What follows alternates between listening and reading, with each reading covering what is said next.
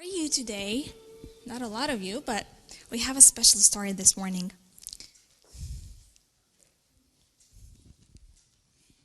Welcome. How are you, sweetie?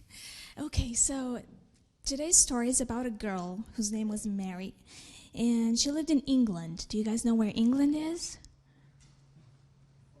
No? Okay. So we are here in the United States, and England is in Europe, so far, far away from here.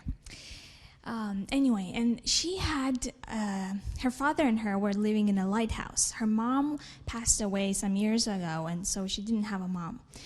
But she lived with her father. And I'm not sure if you know what a lighthouse is, but a lighthouse is a place that lights, shines light so that people who are on the sea with their ships could see it at night and know where the shore is and not wreck their ships into the shore. So the lighthouse keeper's job was to light the lamps so that the ships could see where the shore is and safely land. But anyway, one night she was alone with her dad, and her dad realized that there's no more food in the house. So he decided to go out and buy some food. It was kind of in the afternoon, so in a few hours the darkness would be there, and he was supposed to light the lamp so that the ships could see where the shore was.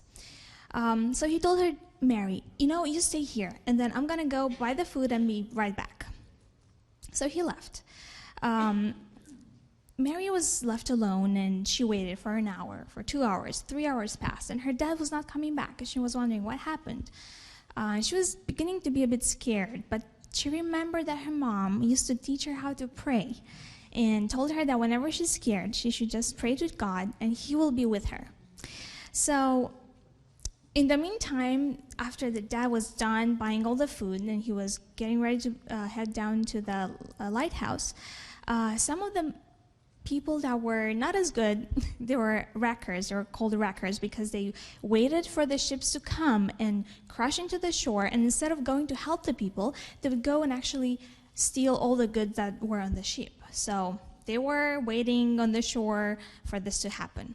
So they saw the lighthouse keeper coming on his way back home, and they said, well, we should probably keep him here so that he doesn't get to the lighthouse, he can light the lamps, and so we can get some goods tonight from the ships that are coming over. So that's what they did. They threw him to the ground and tied him up so he couldn't go home anymore. In the meantime, Mary was waiting, as I said, and she was getting scared. So she knelt down and started to pray. And she prayed, Dear Jesus, please be with me now and help my father to get back home safe. And then after she prayed, she thought, well, if I don't do anything, then the lamps are not going to be lighted up by themselves, and the ships are not going to know where the shore is, and they're going to just wreck into the shore, and people may die. And so she thought, well, what can I do? And so she went and looked for some matches, grabbed the matches, and then went to light the lamps. But they were so far above her head that she couldn't even reach them. And then she started looking for a footstool to step on and maybe hopefully reach the lamps. She looked for that, she found it, she climbs up. She was still too short and she couldn't reach the lamps. And she said, well, this is bad because if I don't do this, people will die. And so she thinks, and she remembers that she has an old big Bible in the room that probably if she would step on it, she could actually reach the lamps and light them up. So she goes, finds it, and then puts it on the footstool and steps on it. And now she can reach all the lamps. She grabs the matches and starts lighting each lamp at a time.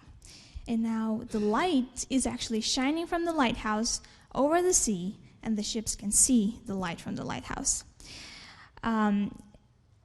The night passes, and in the morning, her dad is able to free himself and come back home and talk to Mary and ask her what happened, because he was able to see the light as well the night before. And he was also praying for her. And Mary tells him all about what she did and how she prayed to God and how that inspired her to do the right thing to save lives. I think the moral of the story is that we all have the Bibles at home. Do you guys have Bibles at home? Yes. Do you like to read them? Or maybe not read them, but have your parents read them for you. Anyway, the Bible is like a light all the stories that we read in the Bible are light that shines for us and for the people that are in this world who don't know God. So when you read the Bible stories and when you know them and live the principles that the Bible teaches you, you actually become a light for the people around you.